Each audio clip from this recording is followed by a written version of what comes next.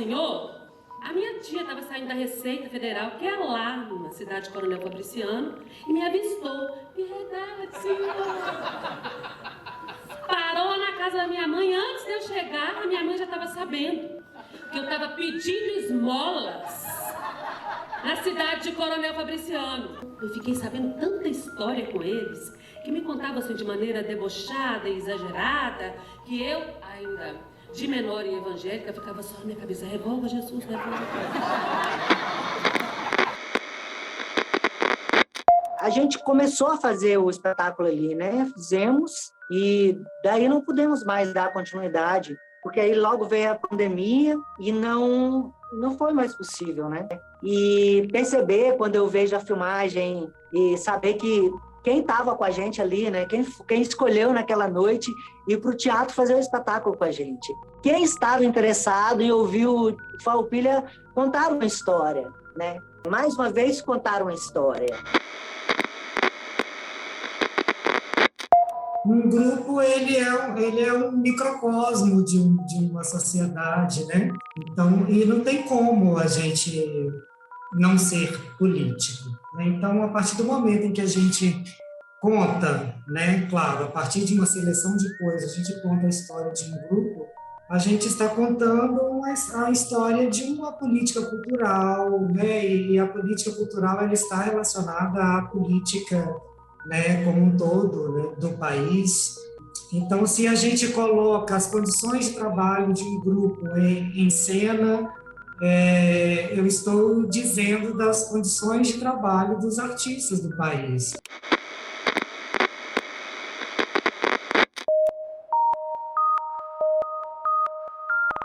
Coletivo Aberto de Teatro apresenta Primeira Mostra de Dramaturgia do Vale do Aço. Memórias e Dramaturgias, teatrofarroupilha.doc.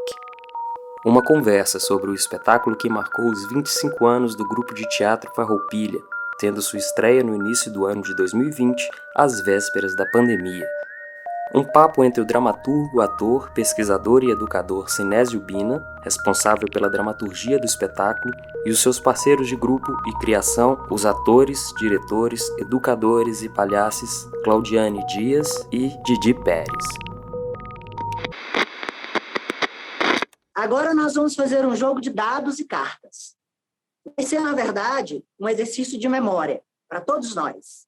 É também para lembrar que nossa arte é missão, é dom, é vocação e é também ofício. E dentro desse ofício do teatro, nós temos muitas funções. Cada novo espetáculo gera trabalho para dezenas de pessoas. Né? A gente reflete sobre isso, né? Sobre todas as questões que envolvem o ofício do artista. Sobretudo nesse, a gente tinha acabado de chegar, né? O governo Bolsonaro estava aí, com a sua pauta, né, destruidora. A gente já estava sem o Ministério da Cultura, já não existia mais. A gente fez um espetáculo nesse contexto, onde o artista era queimado na fogueira, né? Como as bruxas. Para mim, e a gente achou importantíssimo falar sobre esse artista que persiste, mesmo quando tudo e todos estão contra ele. Bom, né, eu acho que em que contexto que o espetáculo surge? Primeiro, assim, em relação a mim especificamente, ele já surge num contexto em que eu já não estava mais no cotidiano do grupo, né? Eu já não era um integrante, né, do grupo ali nos trabalhos cotidianos, já fazia algum tempo, né? Mas, enfim, foi interessante esse exercício da memória, né? E inclusive, a princípio, não era não seria eu que a fazer, né, a dramaturgia do espetáculo. Essa decisão, né, esse convite e esse aceite, ele veio após já ter sido definido assim, né, do projeto já ter sido enviado, ter sido aprovado, e eu aceitei, né, claro, e mesmo sabendo assim até da dificuldade de tempo mesmo, de dedicação que eu teria. Então, acho que foi um trabalho que talvez eu não tenha mergulhado assim muito, até nos próprios documentos, na própria história.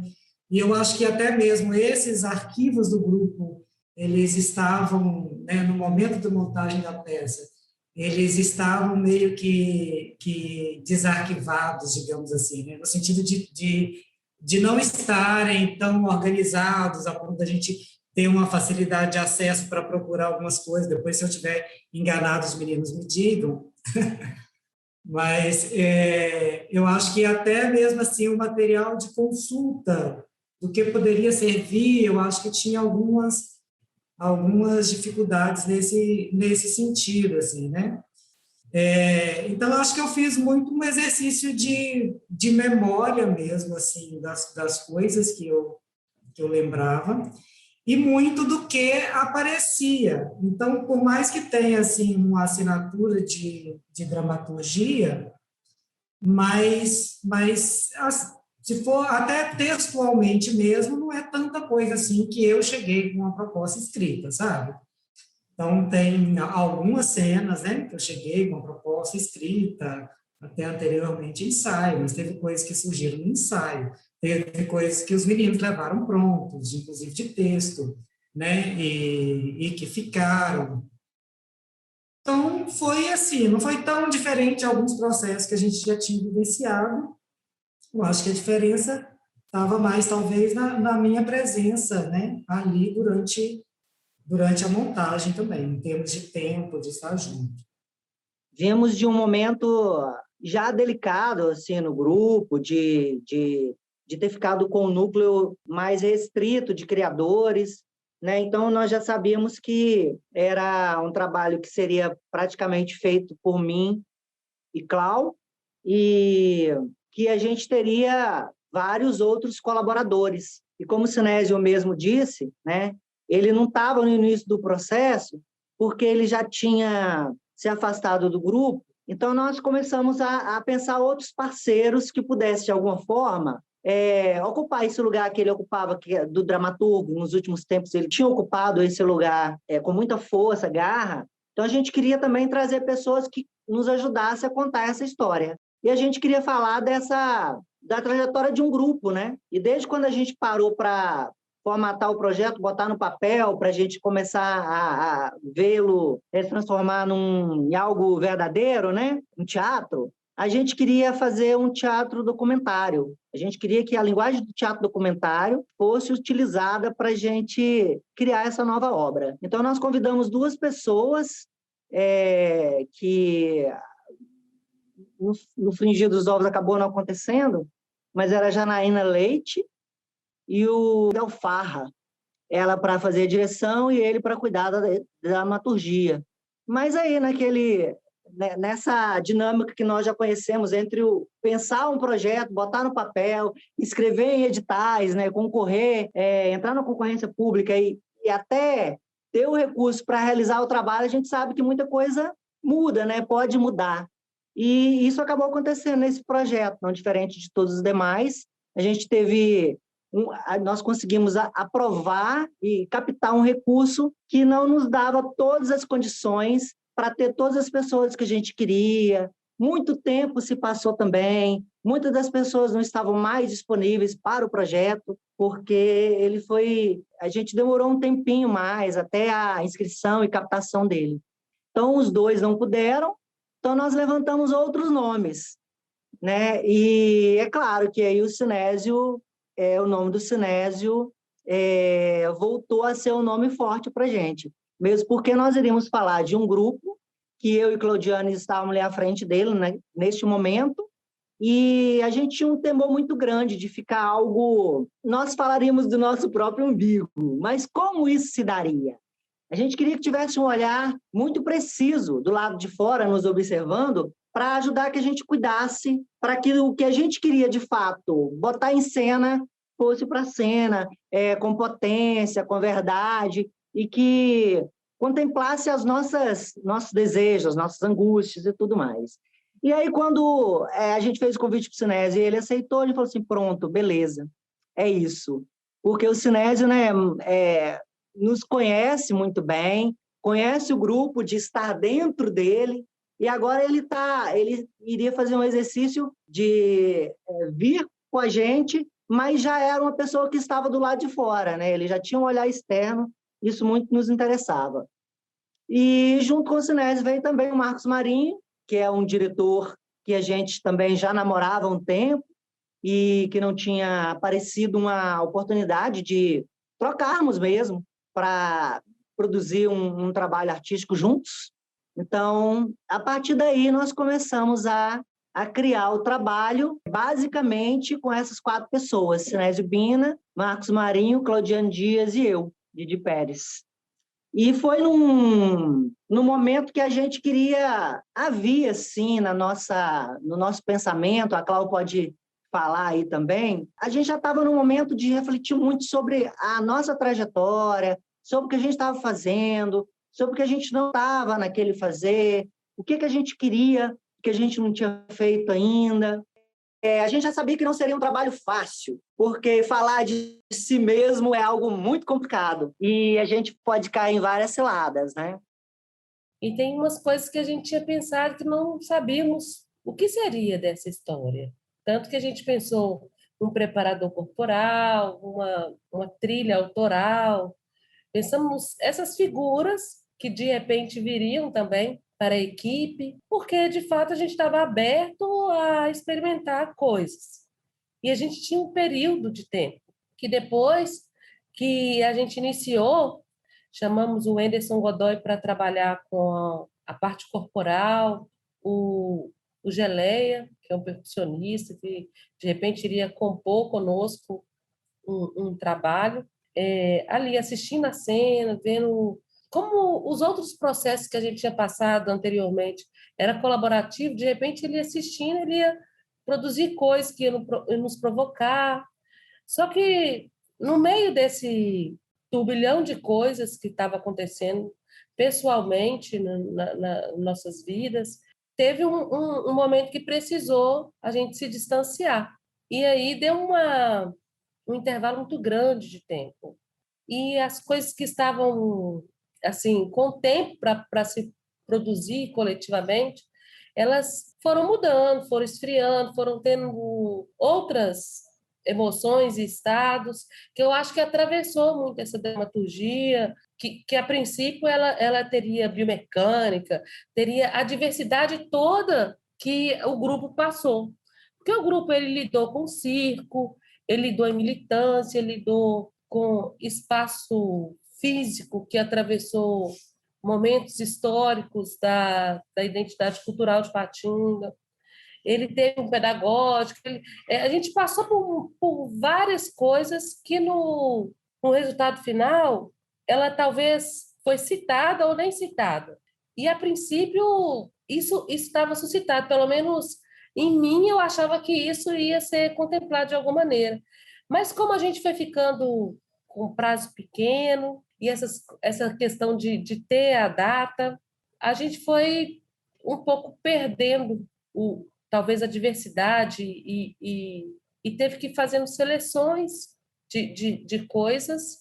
E eu, como propositora, ali, intérprete, também fui trabalhar na questão de produção e esse lugar de colaborar. Eu sabia que diretamente era a nossa memória, era o trabalho artístico. Eu acho que isso me atravessou muito na produção de trabalho criativo, sabendo de toda a demanda de produção e de todas as questões que estavam sendo lidadas ali no momento. Eu acho que foi o que pôde, que saiu como conseguimos, mas ela poderia ter sido muito em outro lugar, se estivéssemos vivendo outras coisas. Mas eu acho que traz também essa maturidade e esse lugar de como que anos antes tinha um outro pulso, tinha uma necessidade de ser quase que kamikaze, sabe? Eu acho que traz isso também, esse processo. Se eu não consigo fazer todos esses desejos, o que eu consigo fazer hoje? Ô, Didi, nós temos que fazer os adereços, confeccionar. E figurinos também nessa peça, viu? Eu pensei que a gente pudesse fazer os adereços com espuma e aí a gente pinta com spray. Oh, eu acho ótima ideia, Didi. A gente já fez isso com a Princesa Engasgada, em outros espetáculos. Nós damos conta, você topa? Claro. Mas, ó, tem ainda umas coisas da produção pra gente resolver. Tem umas demandas com o teatro e ainda tem a divulgação. Eu resolvo com o teatro, mas não posso cuidar de divulgação, não. Tem que preparar a aula dos alunos essa semana, cuidar da montagem do final de curso. A gente começou a fazer o espetáculo ali, né? Fizemos e daí não pudemos mais dar continuidade, porque aí logo veio a pandemia e não foi mais possível, né? Fazer o trabalho. Então, para mim é triste isso. E a gente possivelmente não faremos mais. E havia, sim, um planejamento entre nós de dar continuidade a ele, né? Que a pandemia jogou tudo isso por terra. Então, eu me agarro nesses momentos ali de estar fazendo, de estar ali naquele palco, de estar recebendo aquele público. Me lembro da emoção que eu fui tomado, assim, sobretudo, eu sabia que isso poderia acontecer, né? Porque o trabalho já mexia com a gente em cena, na hora de ensaio, sabendo que aquela cena final ia ser uma cena forte, de estar olhando para aquele público, estar mexendo com essas memórias, que eu também sabia que elas iam ganhar uma força maior quando eu estivesse ali no palco, diante daquela plateia, que era tudo mais intimista, né? Que o espetáculo teve uma plateia que estava no palco com a gente, ali junto, sentadinho, muito próximo, mais próximo possível, né? Não havia aquela distância física entre nós, era tudo muito aconchegante, né?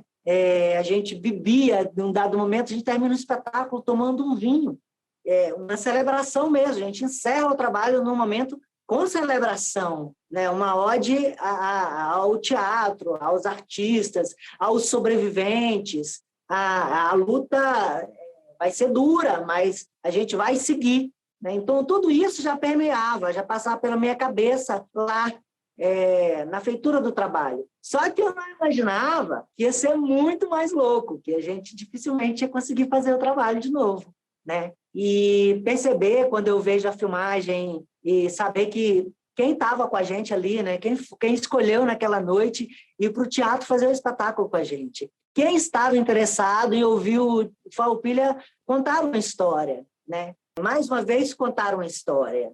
Então, isso foi forte. E ter aquele público ali com a gente foi algo impressionante, sabe?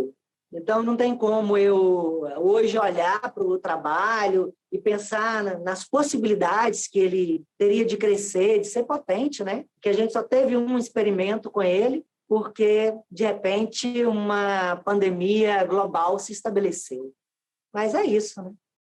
Disponibilizar, por exemplo, o espetáculo farroupilha.doc para ser visto de forma virtual, eu acho que ele é contraditório com o que a gente está dizendo, sabe? Olha para a cena, ela está vazia, então ainda não é teatro. A gente, na conclusão da teatralidade que se tem, é que precisa do olhar do outro, e que precisa do outro ali. Tanto o final do texto convida as pessoas a olhar para o espaço vazio e fazer essa interrogação. E para a gente isso era muito forte na palavra e também em trazer o público para perto, todos eles estarem no palco conosco. Foi pensado uma situação que logo em seguida, e aí isso também de encontrar colaboradores e pessoas que fazem, que são do métier, que são do teatro, que são da cultura.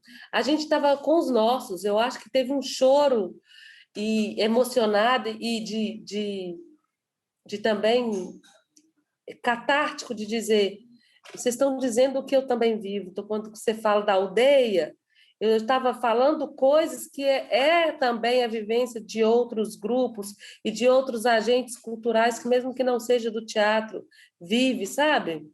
É um momento forte para mim também, na pandemia, lembrar daquele encontro. E o Otto estava lá com eles e eles precisavam de um ator. E aí o Otto ligou para o meu trabalho, era no fim de tarde, e aí falou: Didi, temos uma proposta para te fazer e você tem que vir, bicho. Eu vou passar para uma pessoa aqui, você fala com ela. Aí eu fui falar para a pessoa, que eu não vou citar o nome aqui, e ela me colocou a par do projeto, né, que eu iria para lá fazer um espetáculo com eles, nós iríamos fazer uma pequena turnê pela região do Triângulo Mineiro e logo em seguida partiríamos para o Rio de Janeiro para montar um espetáculo com direção do Gabriel Vilela para desbancar o Grupo Galpão.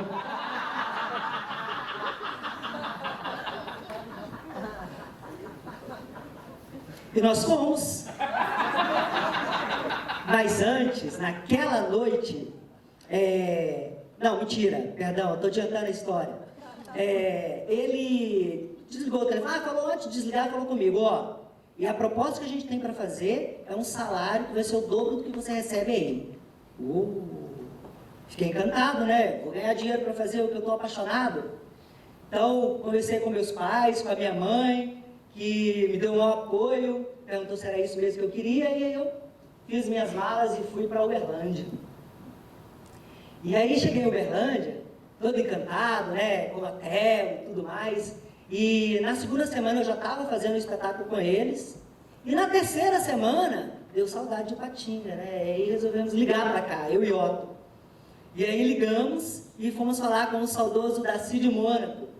Ele falou pra gente, olha, vocês tomam muito cuidado aí, porque esse grupo tá muito manjado. Dizem que tem polícia atrás de vocês, então tomem cuidado e, se possível, saiam daí o mais rápido. Nós ficamos assim um pouco assustados, mas lá no fundo a gente achava que fosse um pouco de recalque. Mas não. Naquela madrugada mesmo, bateram na minha porta. Titi, abre. Eu abri, era o Otto e essa pessoa que eu não vou citar o nome, falaram, junta suas coisas agora, que nós precisamos sair daqui do hotel. Assustadíssimo eu fiquei, mas fui juntando tudo, coloquei na bolsa, aí fomos caminhando para um quarto que ficava nos fundos do hotel. Lá, na janela, eu vi que tinha vários tecidos, um amarrado no outro, que é uma Tereza. Para quem não sabe, uma Tereza é esse, vários lençóis amarrados uns nos outros, né, para facilitar, muito usado para facilitar a fuga em presídio. E aí eles falaram, jogaram minha bolsa lá embaixo, falaram, agora vai! Aí eu assustado fui descendo aquilo ali, me perguntando, meu Deus, onde eu fui amarrar minha Tereza? E aí naquele dia nós saímos, naquela madrugada mesmo, fomos para Araxá, e no dia seguinte, partimos rumo ao Rio de Janeiro. Só que quando nós chegamos no Rio de Janeiro, era julho, período de férias, então o grupo que fazia projeto de escola não tinha como trabalhar. Estava no Rio de Janeiro, sem trabalho, sem dinheiro, sem Gabriel Vilela, sem Grupo Galpão. Estávamos na Rua da Amargura. Uma das perguntas que passava pela cabeça é quem vai se interessar por isso? Né? Falar de um grupo específico, quem pode se interessar por isso? O que tem de interessante nessa história para contar para as pessoas? Né? Pensando em algo que a gente tem algo para dizer. Né? Por que agora a gente resolveu contar a história desse grupo? Várias questões, né, nos passavam pela cabeça, na minha cabeça, sobretudo. Olhar para esse grupo que estava vivendo um momento delicado, que não tinha, já nesse momento, uma certeza de continuidade. A gente sabia que viria algo que seria para frente, a gente teria mais dificuldade para fazer o nosso ofício, isso a gente já imaginava, pelo governo que vinha pela frente. Então, quando a gente pensou em contar uma história muito particular de um grupo do interior de Minas Gerais, também passou pela cabeça que isso tinha que ter links com o mundo que estava ao nosso redor. E, a partir daí, a gente começou, como exercício mesmo, na sala de ensaios, de começar a linkar. Nessa primeira conversa nossa lá atrás, com o Marinho, isso já estava claro para a gente, de que a gente queria linkar essa história do pessoal, do particular, com o que havia de universal. Nós tivemos uma conversa a respeito disso, não sei se você lembra, Cláudio, eu e você particularmente, um dia, mas Didi, quem vai se interessar por isso? Né? E a partir daí a gente começou mesmo, levantar possibilidades de ver, quando a gente fez tal trabalho, o que estava acontecendo no mundo? Quando a gente começou a pensar nisso, as coisas já foram vindo na cabeça. Né? Aconteceu isso. Agora, há poucos dias atrás, eu lembrei do 11 de setembro, onde a gente estava, o que estava fazendo, que a gente estava lá no Farroupilha, numa reunião, no período da manhã, quando a gente ouviu a notícia que as Torres Gêmeas tinham se derrubado a torre nos Estados Unidos. E, a partir daí, a gente foi vendo que era possível criar essas conexões entre esse mundinho, essa nossa vila, com esse mundo imenso que está ao nosso redor. É claro que, como a gente tinha documentos também, os arquivos de jornais, release, fotos, toda essa memória aí foi abrindo caminho para a gente fazer essas conexões, acredito eu. Eu parti também de coisas que eu queria falar. Tanto a coisa que o grupo estava fazendo, o que estava acontecendo no mundo, mas teve coisas que eu elegi assim, eu quero falar, por exemplo, do Lula. Aí eu fui ver o que a gente estava fazendo naquele dia. Eu queria falar que o Lula tinha sido eleito. Então, eu fui procurar. Eu sabia que a gente tinha um trabalho interrupto, alguma coisa a gente estava fazendo naquele dia. Eu peguei a data e fui buscar. Tanto o que moveu o que eu estava fazendo no grupo, e o que estava acontecendo no mundo, o que aconteceu no mundo e o que eu estava fazendo nessa época, sabe? Porque tem algumas coisas políticas que aconteceram que a gente teve uma participação de militância, e a gente esteve com sindicatos, em lutas e na rua, e, de alguma maneira, eu queria que isso aparecesse.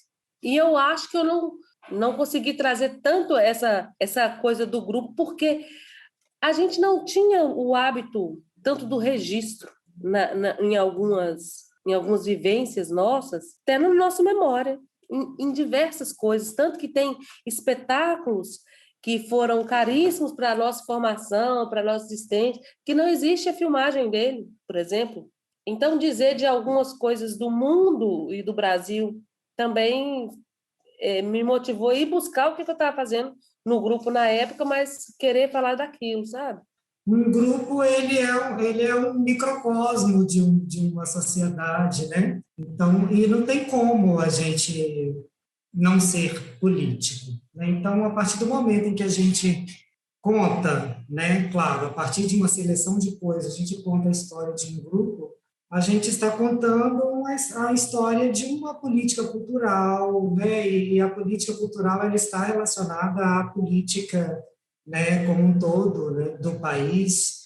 Então, se a gente coloca as condições de trabalho de um grupo em cena, eu estou dizendo das condições de trabalho dos artistas do país. Então, se eu coloco desse depoimento da dificuldade de ir para uma outra cidade, ter que fazer esse trabalho na rua. Então, por mais que a gente conte de uma forma poética, por mais que isso seja interessante e importante, né, na vida de uma pessoa e de um grupo, isso diz sobre as condições de subsistência daquele grupo. Se eu digo a respeito de tantos editais que a gente já fez projeto para poder mandar e de tantos que a gente já foi contemplado, ali nessa fala está presente a política, o que está gerindo a política cultural do país, né? Se eu falo que eu tenho que dar aula, eu tenho que tratar com teatro, eu tenho ensaio, eu tenho que ensaiar com os alunos e eu tenho que participar do Conselho de Cultura, eu estou, né, assumindo esse papel político que o grupo tem, né, na política cultural da cidade e do país. Então, eu acho que isso está muito presente no texto. Algumas vezes de forma até explícita, né, e outras vezes não. E aí, quando surge, né, mais recentemente, que a gente vê tantos ataques, né, e aí vem da cena, vem um grito de resistência contra isso também, né, denunciando a censura, denunciando as atrocidades que vêm aí, mesmo que seja de uma forma bem pincelada, mas que quem está assistindo vai entender, né? Então, acho que vai juntando tudo. Então, tem essa parte que é mais da política, do que está acontecendo no país e tudo, mas eu acho que tem, assim, o fundo completo está falando de uma vida de um grupo, mas está falando da política cultural do país nesse período todo, né? Às vezes sutilmente e às vezes não. Isso é arte. Você não vai fazer mais isso. De hoje em diante, acabou a mamata. Essa balbúrdia. Com dinheiro meu, não! Pensar em fazer alguma coisa de útil? De hoje em diante, ou você faz um teatro conservador, ou não faz nada! Pervertidos. Principalmente aquele magrelo com cabelo sarará, sempre de mochilinha nas costas, com cara de homossexual terrível. Acabou! Eu sou bem capaz de botar fogo em tudo. Com Dinheiro dinheiro você meu, não vai não. ver mesmo. Acabou a mamata. Acabou! Com dinheiro meu, Ou faz o que quero, ou vai morrer a míngua. de hoje em diante, Não quero saber de baderna. ou você Não faz quero um saber de teatro baderna. conservador, Isso ou que não você faz diz nada! de arte. Esta casa não entra. Acabou Com dinheiro meu, a não. mamata! Com dinheiro meu, não! Acabou Eu a mamata! eu Com dinheiro meu, imponho não! as regras. Acabou a mamata! Acabou a mamata! Com dinheiro meu, não! Eu não quero saber de arte degenerada. Ontem eu vi um vídeo de uma pessoa, uma crítica de cinema que eu sigo, analisando o filme Duna, do David Lynch, lá nos anos 80 que ele fez, né? Porque agora a nova versão, né, de Duna, feita pelo Denis Villeneuve, está nos cinemas. E o Duna do David Lynch foi massacrado, até hoje é massacrado, é considerado um dos piores trabalhos dele, uma das piores adaptações cinematográficas, porque ele também, como nós, tinha uma tarefa de pegar um livro imenso e transformar aquilo no filme, né? E ele cometeu esse erro, é o que a crítica fala, de tentar adaptar todo o livro, colocar todo o livro no filme dele. E aí não deu certo, né? Ele não conseguiu dar conta das coisas.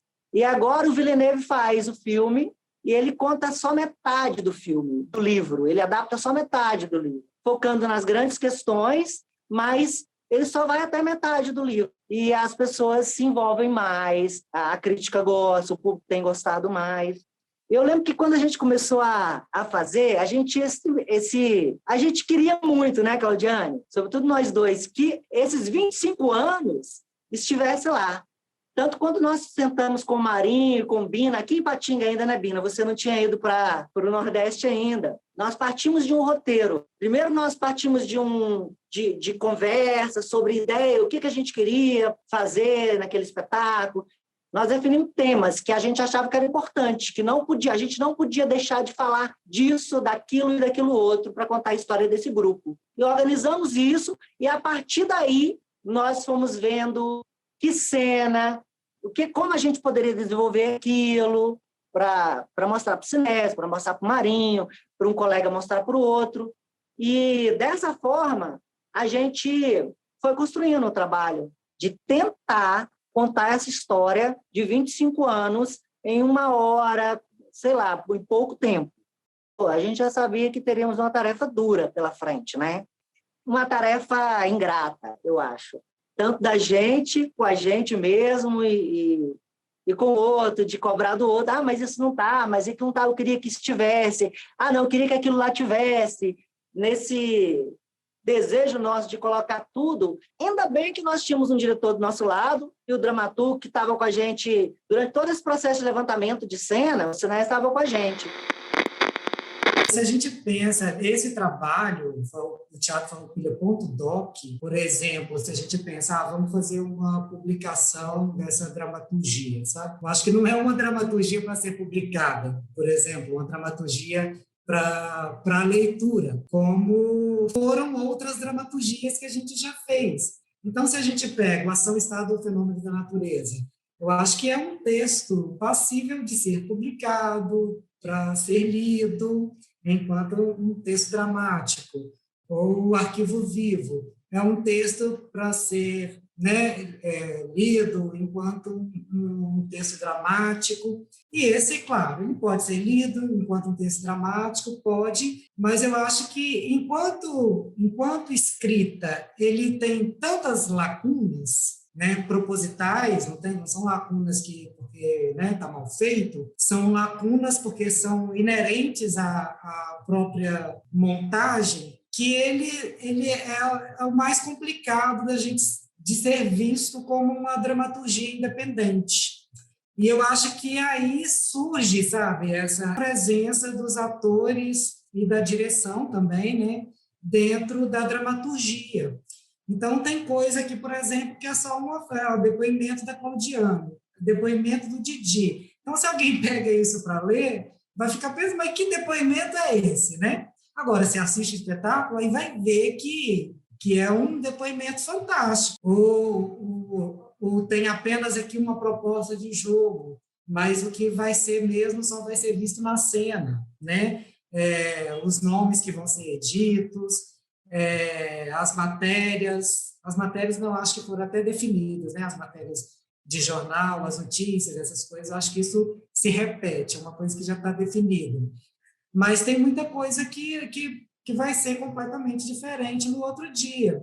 E os depoimentos, por mais que vão ser os mesmos depoimentos, né? Claro que eles vão sair eles não estão decorados, então eles a memória também, né? Do momento que vai se fazer presente ali. Então é esse exercício da memória dentro de um trabalho que está falando do exercício da memória. E a memória da gente, a gente sabe que é falha. Então, em alguns momentos, pode ser que elas vão alterar a ordem dessa narrativa, dos depoimentos, ou vão esquecer de dizer alguma coisa. E aí, mais na frente do espetáculo, pode voltar e, na hora do depoimento, eu esqueci de dizer isso. Né? Então, eu acho que isso também traz uma vida, né, para o espetáculo que é muito interessante. Né? E aí eu acho que cai na ideia, né, da performance, né? Eu acho que tiveram algumas críticas, inclusive, nesse sentido, quando teve a estreia, né? Dessa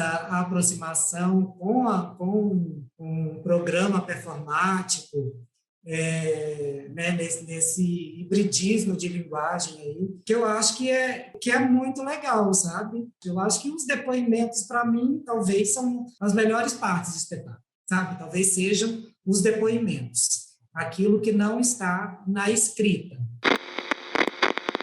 Claudiane Dias, faz aí seu stand-up comedy?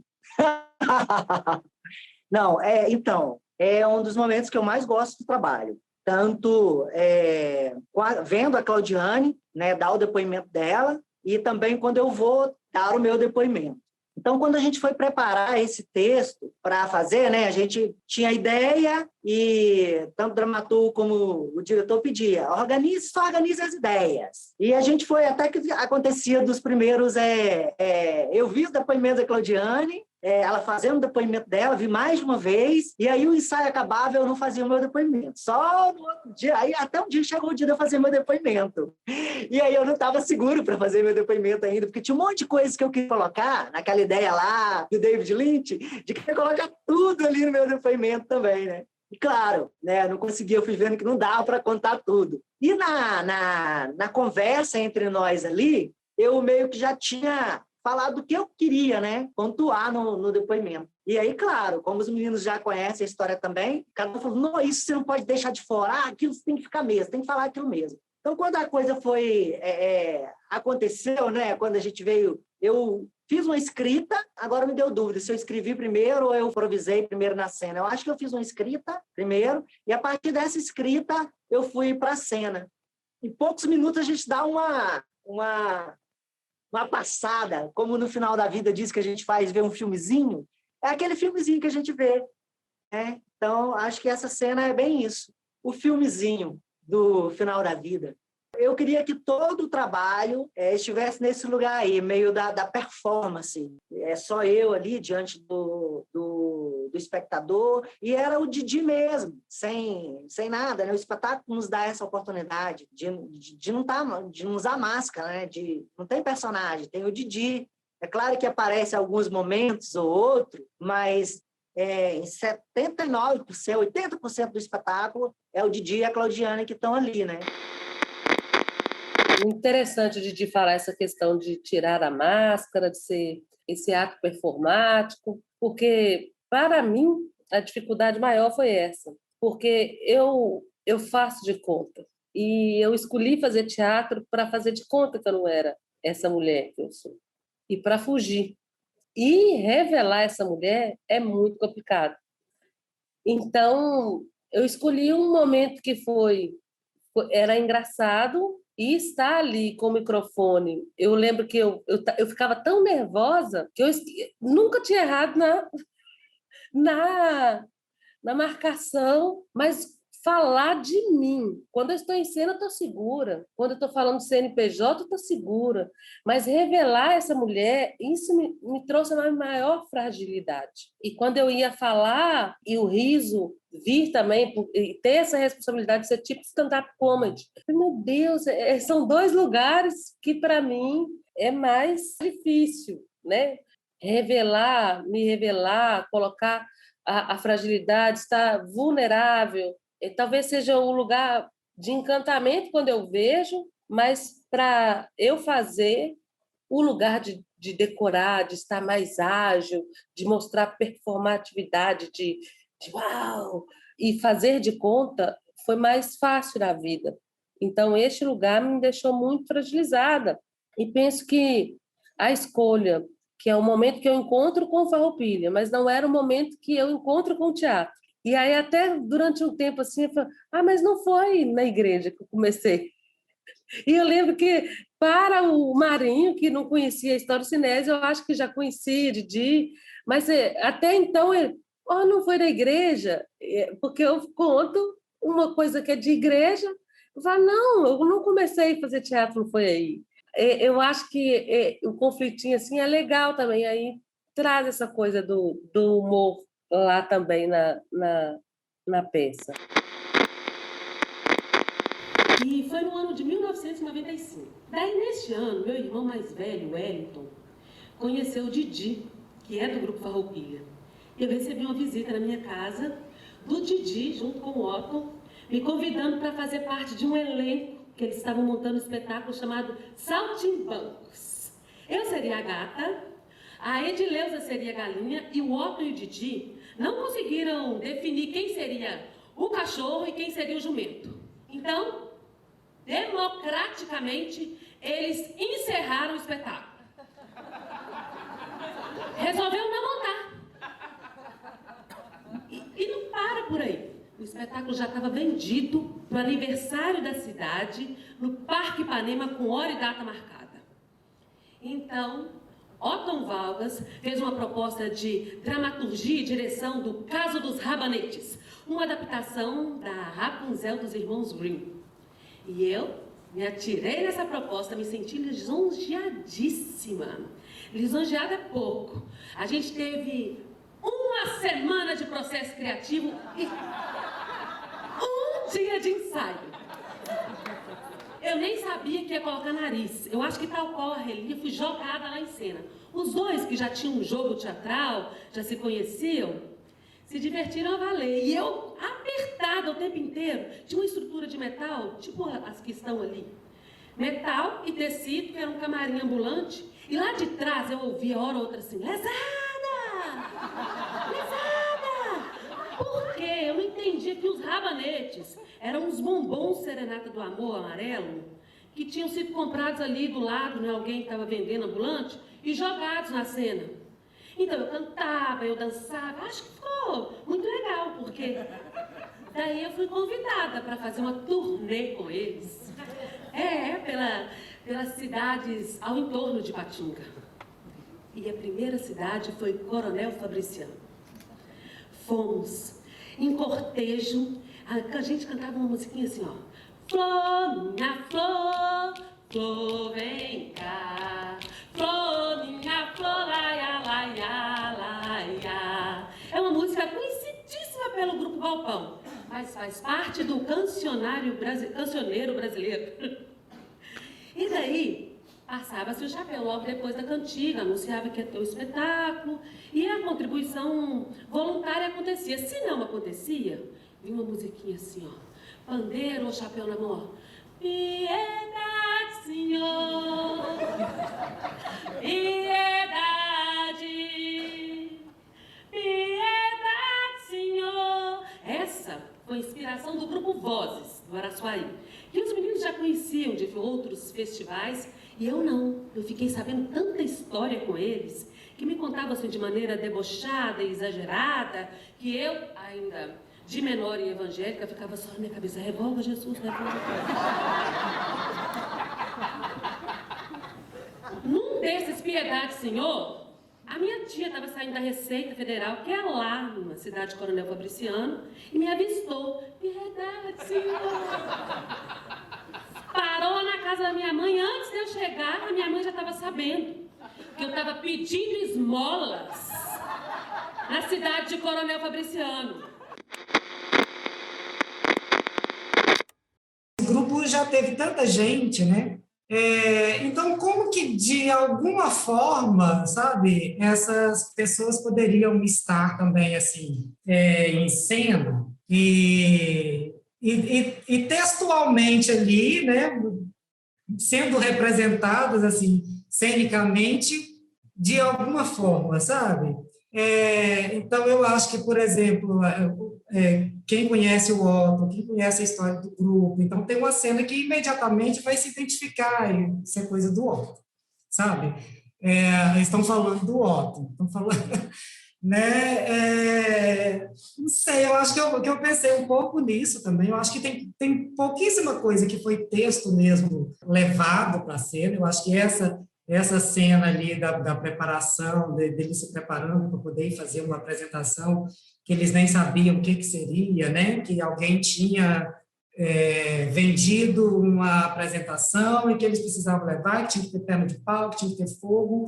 E isso era uma coisa muito presente no cotidiano do grupo, eram recorrentes situações, assim, nesse sentido, e que eu acho que isso também é fenomenal, assim, né? É uma grande escola de improviso e de lidar com as situações, né? Que vêm repentinamente, assim, mas que remetem, né, a esses dois que estão aí e as outras pessoas também que estavam, né, presentes na época.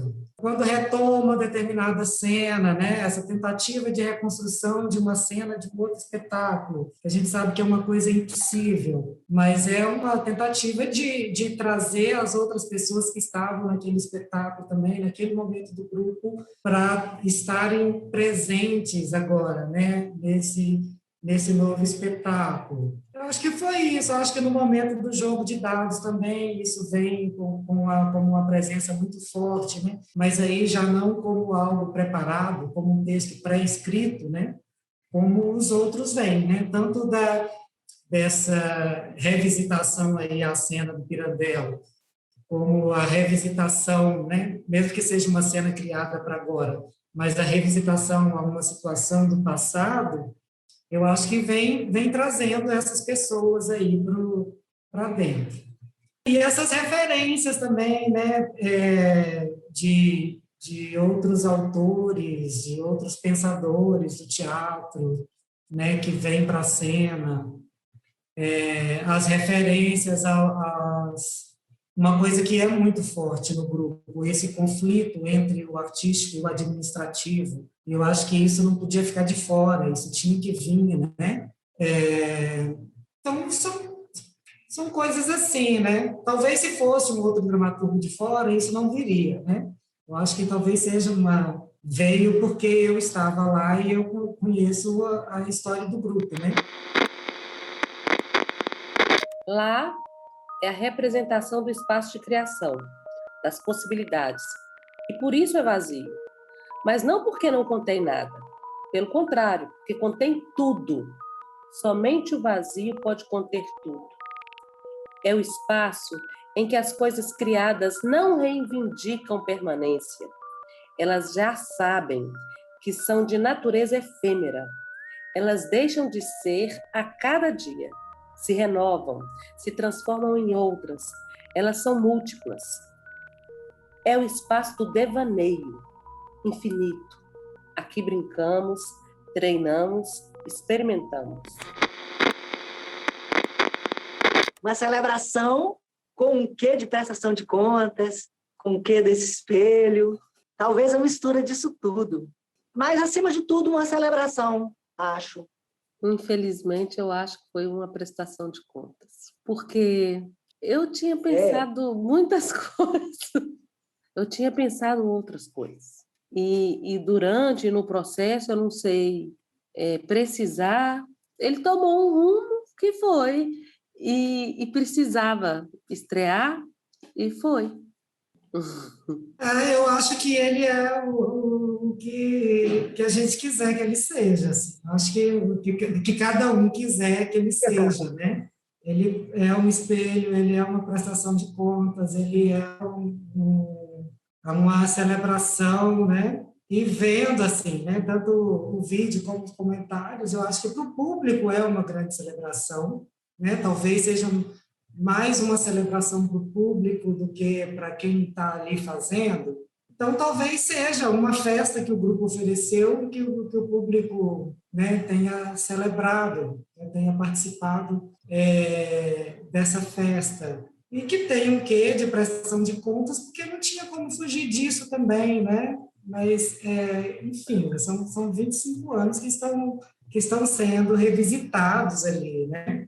Quando você pergunta se é um espelho. Isso é muito legal, porque é um espelho para quem está fazendo e é um espelho para quem está assistindo também. E que se vê refletido ali, e que se reconhece como um espelho das pessoas que estão fazendo, né, em determinado momento. Então, era isso. Tinha ali, né, muita gente da plateia se espelhava no grupo e o grupo se espelhava em muita gente da plateia. Então, é um espelho frente a frente, sabe? Que vai tendo essa infinitas reproduções ali, né? Caleidoscópico esse negócio que vai vendo. A fé no que virá e a alegria de poder olhar para trás. Eu acho que isso aí é bacana pensar. Eu lembrei dessa musiquinha. Que é a fé de que o teatro ele tem um poder tão grande e para mim, enquanto ser humano, me move tanto que é a fé que não é só fé cênica, é neste lugar, talvez, que eu transmute coisa, que consiga me mover, me movimentar e me imprimir na vida, que eu acho que esse trabalho que a gente está fazendo agora e da probabilidade de novos olhares para isso fazer, que a pandemia trouxe, sabe? Do que é também ter a presença do ator, e eu sozinha aqui, mas tem a possibilidade do registro de outros estarem nas suas casas, mesmo que isso era um lugar de ser atriz que eu não tinha experimentado. Nunca fiz nada para o audiovisual, nem para televisão, nem para cinema, mas perceber que também é uma possibilidade, sabe? Que agora a gente vai fazer para o audiovisual.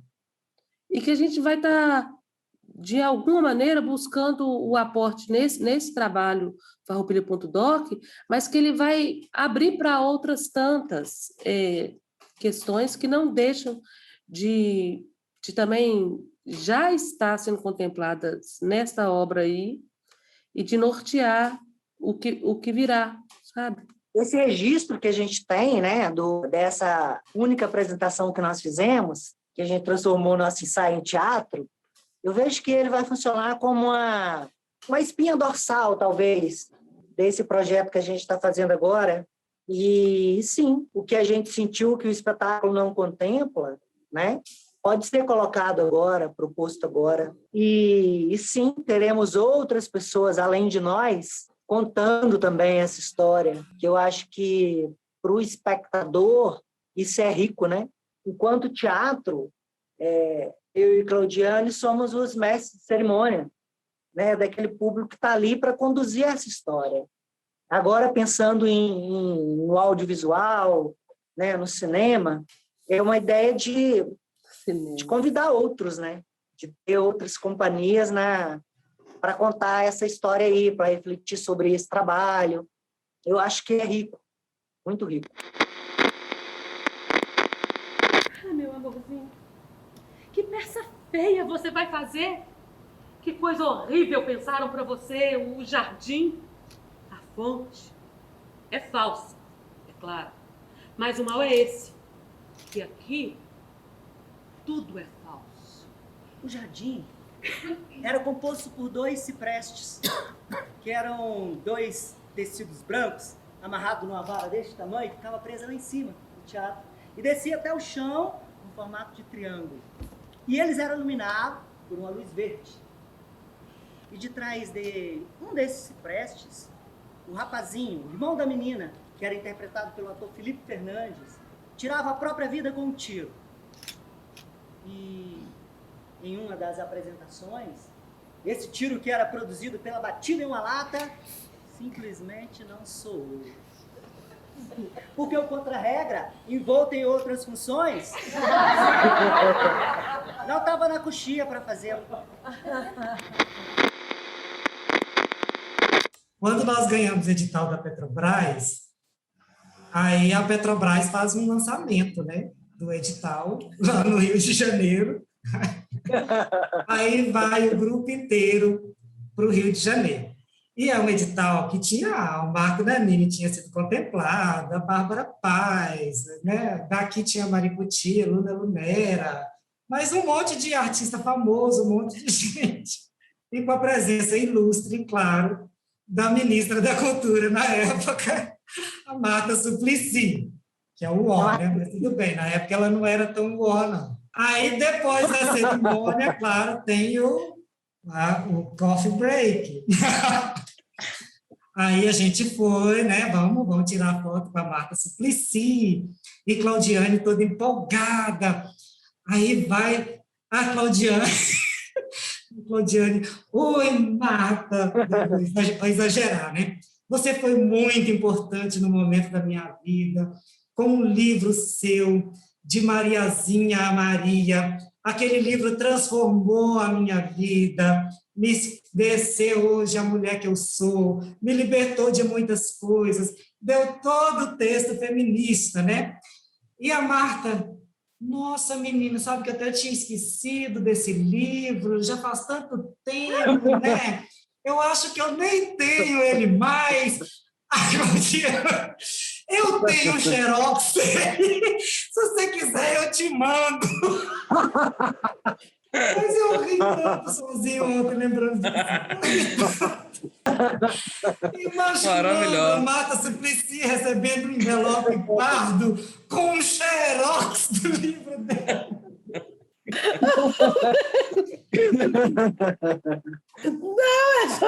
Não tem nada. O vexame. O livro é bafão para mim mesmo.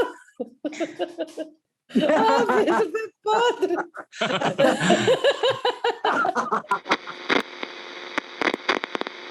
Foi gostoso, né? Foi até divertido ter essa conversa aqui.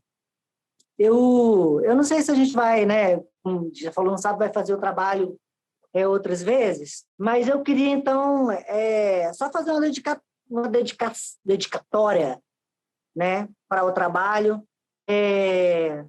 porque nós, uma figura especial, né, que estava com a gente lá no palco e que acompanhou a trajetória do grupo durante um tempo, com um olhar bem atento, que é o Nivaldo Rezende, né, o jornalista, e acho que nós somos o último espetáculo que ele foi assistir no palco, não tenho certeza, mas mesmo não sendo, foi uma honra grande tê-lo ali na plateia, com a família dele, muito querida, e eu estendo às outras famílias, né, que também perderam pessoas pelo Covid-19, e que a vida segue, né?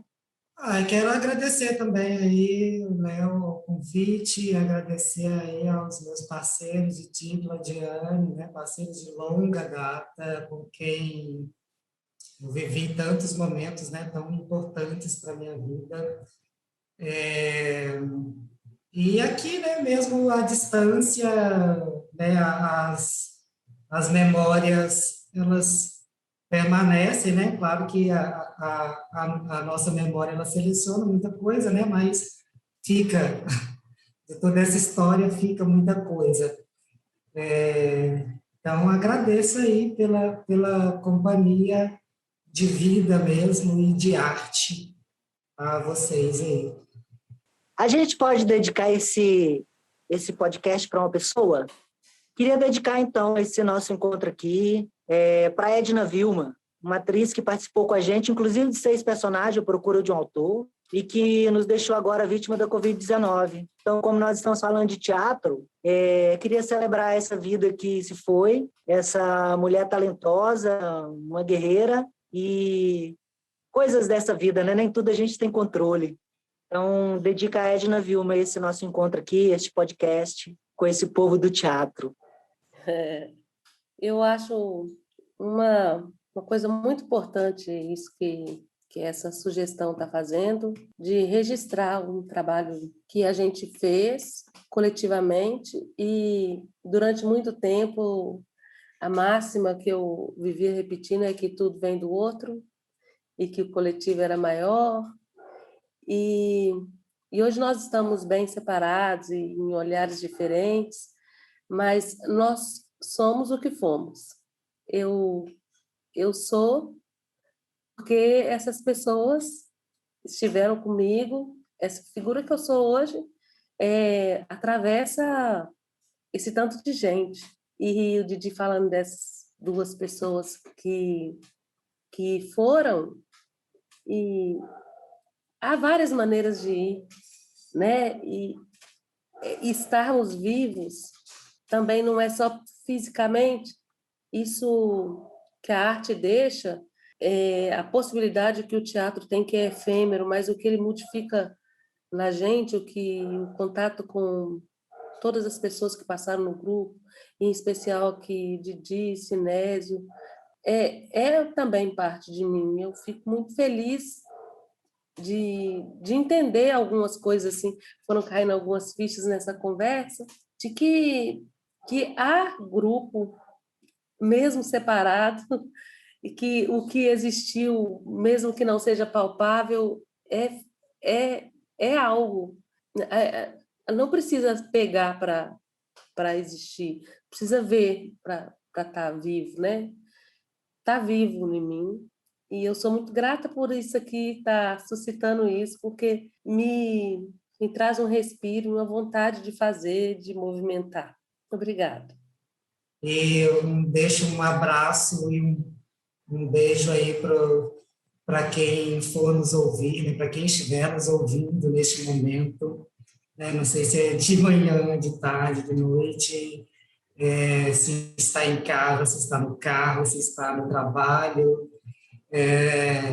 então, mas que sinta, né, como se a gente estivesse presente, né, pelo menos a nossa voz vai estar presente aí agora, neste momento em que você estiver ouvindo esse podcast. Tchau, gente. Valeu.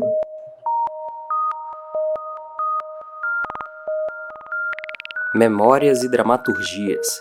teatrofarroupilha.doc.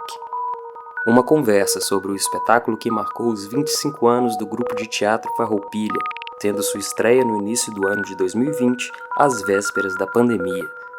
Um papo entre o dramaturgo, ator, pesquisador e educador Sinésio Bina, responsável pela dramaturgia do espetáculo, e os seus parceiros de grupo e criação, os atores, diretores, educadores e palhaços Claudiane Dias e Didi Pérez.